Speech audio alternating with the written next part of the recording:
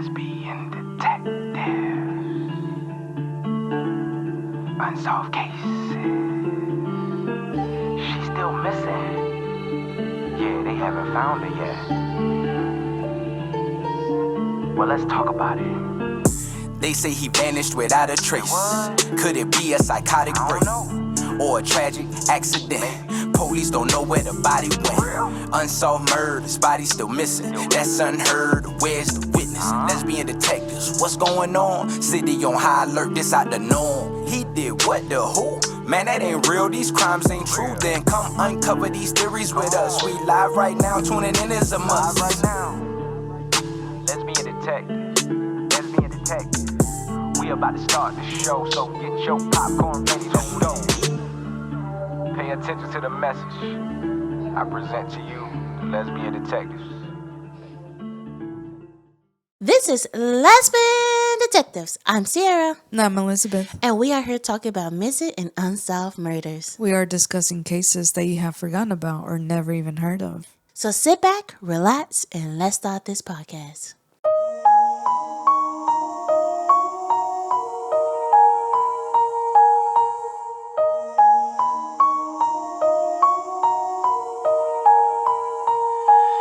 Welcome back, everybody. We are here with a new episode on a new weekend. Don't forget, we are doing Halloween cases. So this one is another Halloween case. And this one right here, it could be soft, but our weekend was booked. It was our daughter's birthday. We party, we swim, we drunk, we ate, and now we tired.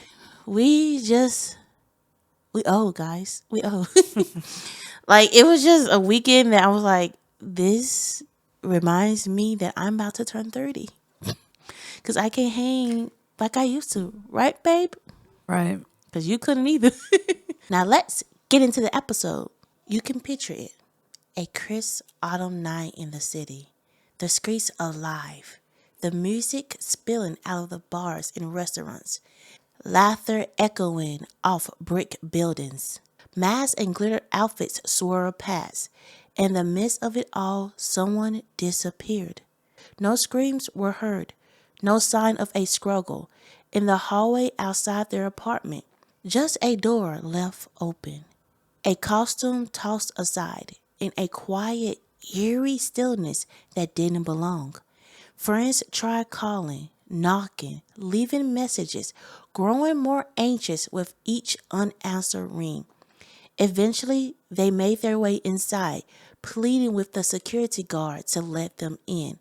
What they found was impossible to imagine. A scene of horror, yet carefully arranged. Something intimate, something deliberate. No robbery, no forced entry, nothing stolen. Just a life taken, leaving questions behind like a scattered puzzle piece. DNA from an unknown male offered a hint, but fingerprints were nowhere to be found. Clues of a struggle existed, hidden beneath the most minute detail. Investigators would retrace the steps of that night, speak to friends, cab drivers, and club staff, and piece together moments that led to an empty apartment and an unsolved death. It was a night that should have been filled with joy, with celebration, with the energy of Halloween.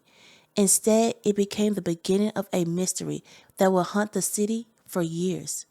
Someone knew what had happened. Someone had the answers. And yet, the truth remained just out of reach.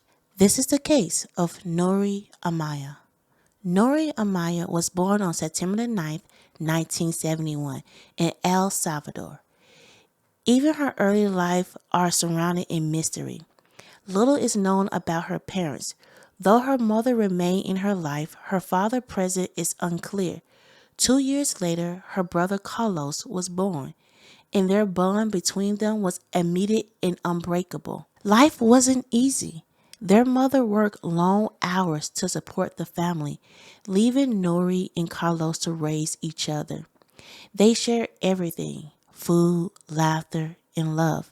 And later, when their younger sister Liz was born, the trio formed a tight-knit unit. But El Salvador was not a safe place. Political tensions boiled over into violence. In 1977, a manipulated election brought Carlos into power, and the country was unstable. Seeking safety, the family immigrated to the United States during the Civil War, settling in Silver Spring, Maryland. It became their sanctuary, a place of new beginnings. But the challenges of an immigrant life was hard. Their mother worked long hours as a lab technician, and once again, Nori and Carlos became each other anchors. Nori blossomed in the DC area. Friends called her so nice and friendly to everyone. In high school, she worked at Normscrum Racks, described as a true sunshine.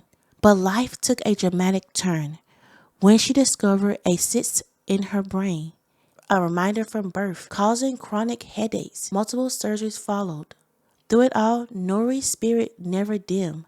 She embraced life, tattoos, free spirit life, and her beloved pet lizard draped around her neck during her first surgery visit. Salsa dancing became her therapy, her escape, her community. She was the life of the dance floor, and soon she became known as the salsa queen of DC. Her lively personality lighted up every club she entered. Carlos, meanwhile, found his path in the restaurant business, purchasing Copies, a U-Street Italian restaurant. Within a week, Nori was running salsa nights, hiring belly dancers and managing the vibe that made Copies a neighborhood staple. Even as she thrived socially and professionally, romance avoided her. That changed briefly in 2009 when she became involved with a man whose name we aren't going to say here, but it's available online. But we will call him Mark. For a while, he seemed perfect, a fellow club owner, passionate, involved, but Nori wanted a family, stability, a life beyond the nightlife. Mark had been married twice, couldn't provide what she sought. The breakup left Nori heartbroken, stressed, and vulnerable, combined by a medical scare, a lump discovered at the back of her head, a haunted echo of her past brain surgery. And then came Halloween 2009. Normally, Nori would spend months preparing for an elaborated costume and night of dancing. But this year was different. The stress, heartbreak, and constant demanding of running Copies weighing heavily on her. Her brother Carlos, knowing how much she loved the holiday, created a mask for her, a small gesture to bring some joy back into her life. After closing, sharing a bottle of wine, and saying goodbye to Carlos, Nori ventured out into DC nightlife. She stopped first at the Russian Room, mingling with her salsa friends, dancing, laughing, losing herself into the music. Hours later, she went to the Rumba Cafe, the club linked to her former partner, and something there upset her. She left at 1:30 a.m., tears rolling underneath her mask. By 1:45, she arrived at Bravo Bravo, meeting her longtime dance partner, Liz. But she barely danced, barely spoke. 15 minutes later, she decided to head home. CTV footage showed her entering a taxi, leaving the night behind. But she would never be seen alive again.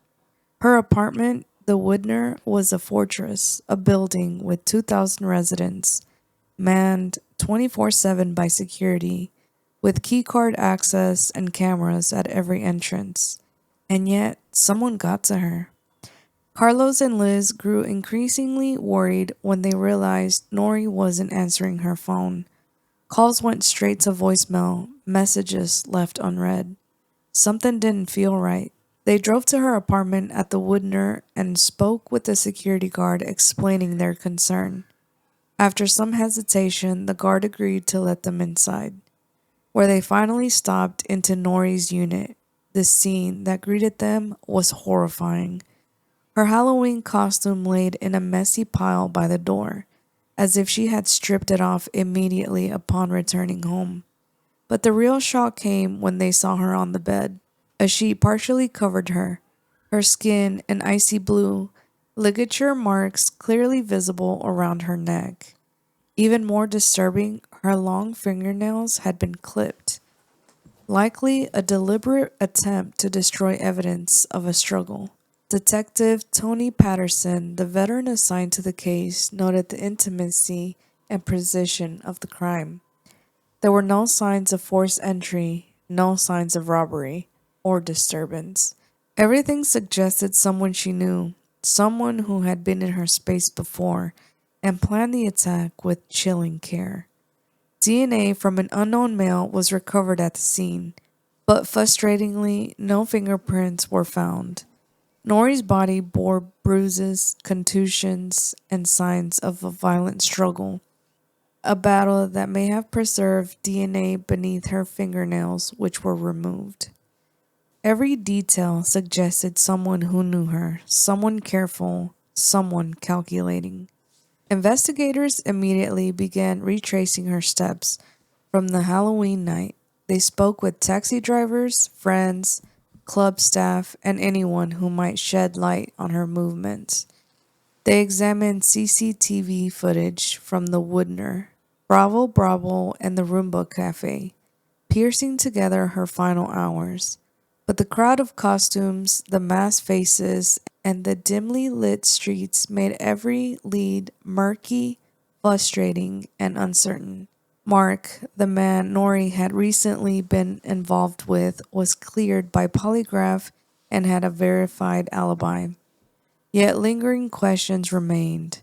A strange phone call to copies from a woman claiming to be his wife added tension to the case, raising suspicion but producing no concrete evidence. Nori's longtime dance partner was confirmed on Bravo Bravo's CCTV at the time she left, but he had lied about having a key to her apartment, creating yet another layer of mystery. One suspect in particular drew heavy scrutiny, a man who worked at one of the clubs Nori visited that night. Days after her death, he left the country, claiming he needed to return to Argentina for his father's funeral. Police flew there, collected DNA samples, and ultimately ruled him out.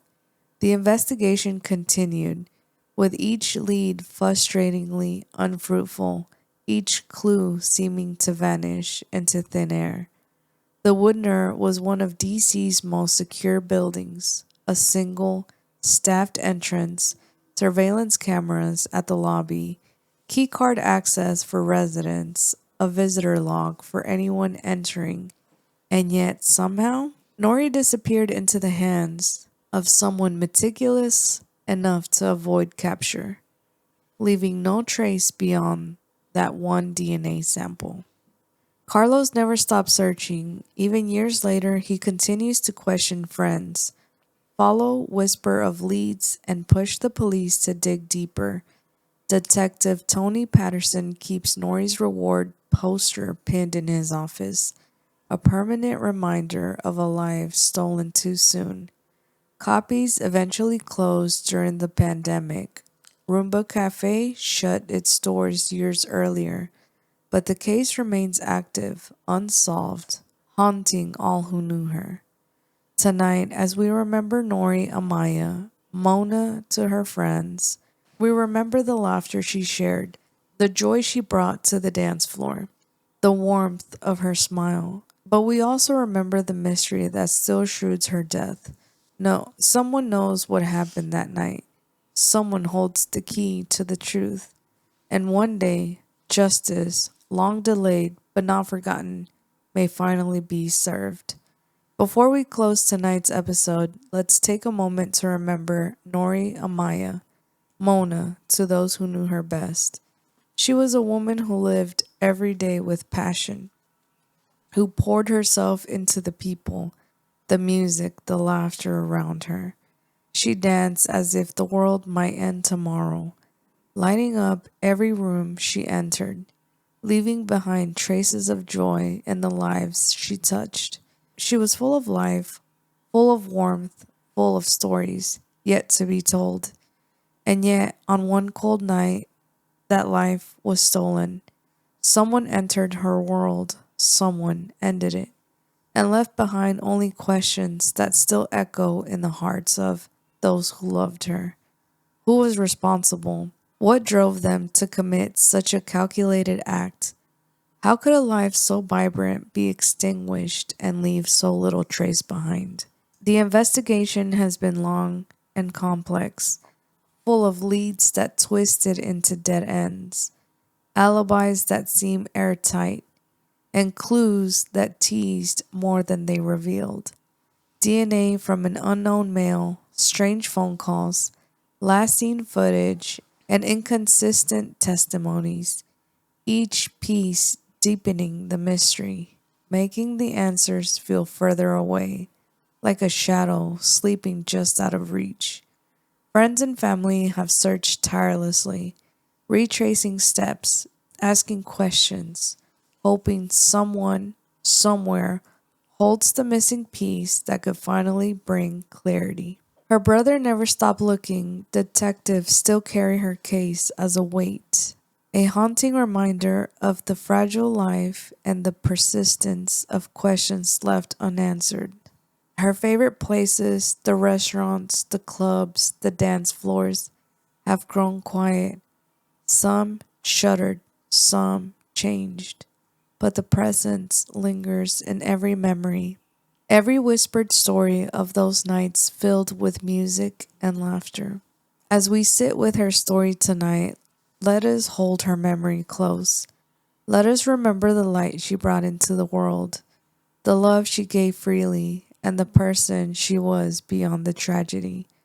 And may we hope for the day when the answers come, when justice is finally served, when the mystery that has haunted her loved ones for so long is finally laid to rest. Because until that day comes, we remember her, we honor her, and we keep searching for the truth that someone, somewhere, knows. This is the case of Nori Amaya. Now let's get into some theories. Theories. Let's get into some theories. Let's get into some theories. Everyone is a suspect until proven guilty. Let's get into some theories. Lesbian detectives.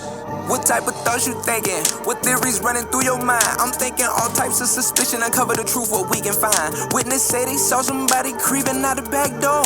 What you think they did it for? That's so crazy, I'm not sure. They found a car, where could she be? Here go another puzzle piece. Research and do your history. It's plenty unsolved mysteries. Everyone is a suspect until proven guilty.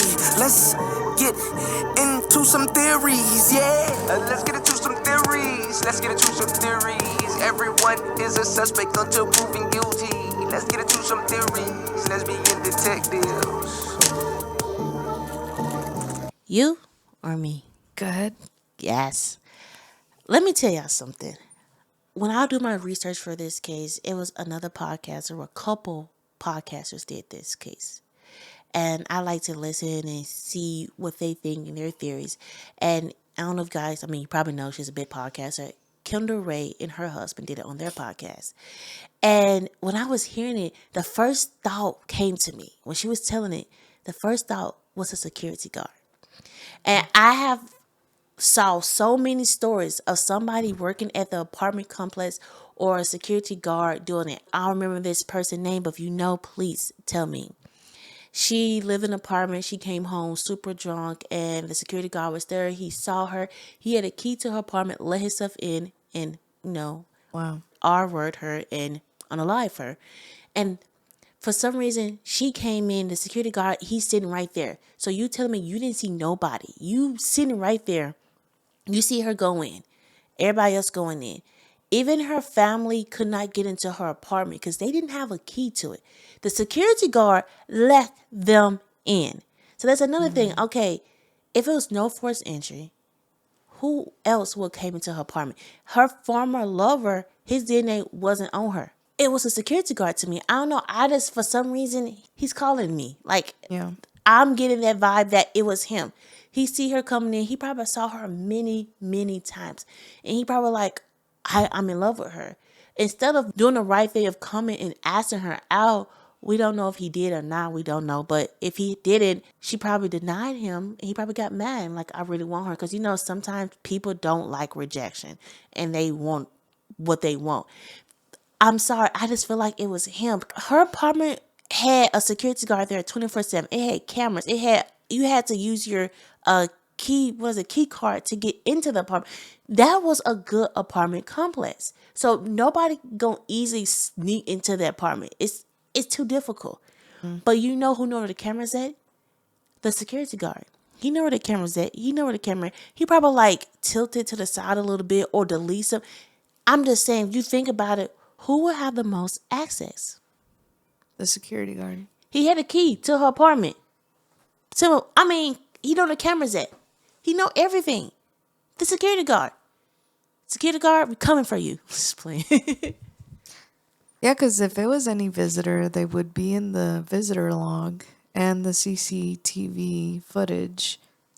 But none of that is there. Mm-hmm. Nobody had a key that they knew of. It could be The security guard. You staying with me? or somebody that lives in that complex. Somebody that's always in and out. So it could be a neighbor. That's another possibility. But getting in and leaving no forced entry, because they had to lock the door when they left too. That's another thing. A person with the key would have locked the door after they left. Yeah. It's just so many cases I have seen in the past. It was somebody who working at the apartment complex sneaking in to the women rooms and unaliving them or sexual assaulting them. So it's a big possibility that it's a security guard because they tested everybody's DNA, her partner, her friend. They went and found the other guy that they thought from in his burying his father, got his DNA and it didn't match. Who DNA they didn't get? The security guard. And it probably wasn't his first time breaking into somebody's apartment. Did we really? Because I learned a long time ago, it's not hard to get a job as a security guard. Like, it's really not. And they really don't do a good background check, Yeah. Sometimes it's people under the table that, you don't want to be shown in your books or anything like that. So it's somebody like, hey, you want this job right quick? Get it. That's what I'm saying. They don't do the research in the security guard sometimes. But I don't know. It's just how it's her apartment I would live in her apartments. I'm just gonna be completely honest. I would live in her apartments. You got a key card to get in, you got a security guard right there, you got cameras everywhere. That is a good place for a single woman or a woman with kids to stay at. Yeah. I don't know. It's a security guard. It's something about that security guard. Because it's just a key to me.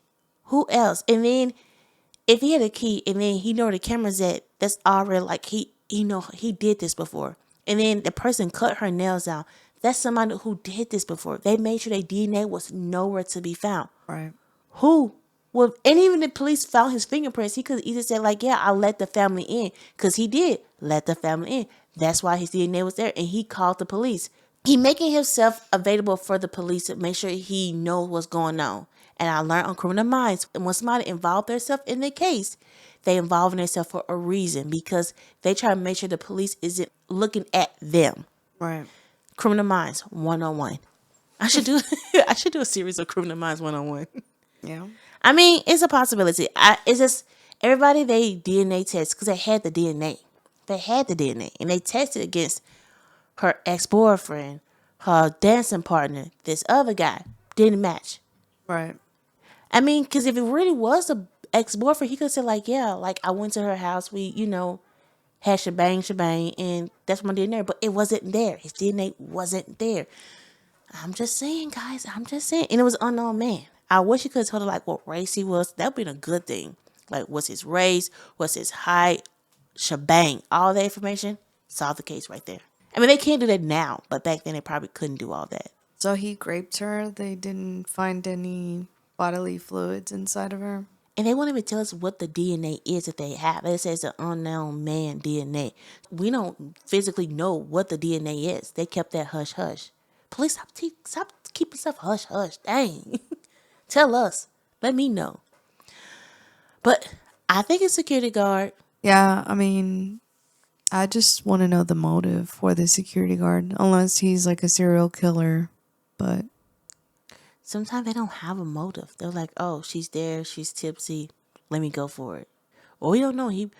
What if like, I wonder if the police ever, well, they probably didn't have him on radar. it's just calculated. Calculated, yeah. I wonder if the police ever look at other rapes nearby to see if it's a match, or even if you work at the apartment complex. That's another thing, or near where he stay at or live. I mean, that's another thing. There's a lot. I just feel like the police should look into a security guard. I mean, hopefully they did, or hopefully they probably. I mean, hopefully they did. So, but that's our case. I think it's a security guard, and hopefully the police look into him. This is our Halloween special. We have a couple more cases. I think it's 2 more this month, and I cannot wait to give it to you guys. I can't wait for you guys to see our costume. We killing it this year. We're killing it. We did not wait to the last minute. Kind of, because I still haven't bought mine. My wife did, but it's on its way. And guess what our costume is? And when Halloween hit, we will be posting ourselves with our costume. We're on all social media. We are on all podcast platforms. We are on YouTube. So please come look at our beautiful, beautiful face. Like, comment, and subscribe. We have a case suggestion. So please tell me your case and I will do them. This is Lesbian Detectives. I'm Sierra. And I'm Elizabeth. And don't forget, everybody's a suspect. So proven innocent. Bye. Lesbian detective. Unsolved cases. She's still missing. Yeah, they haven't found her yet. Well, let's talk about it. They say he vanished without a trace. Could it be a psychotic break? Or a tragic accident? Police don't know where the body went. Unsolved murders, body still missing. That's unheard. Where's the witness? Lesbian detectives, what's going on? City on high alert, this out the norm. He did what, the who? Man, that ain't real, these crimes ain't true. Then come uncover these theories with us. We live right now, tuning in is a must. Right now, lesbian detective, lesbian detective. We about to start the show, so get your popcorn ready, let's go. Pay attention to the message I present to you, the lesbian detectives.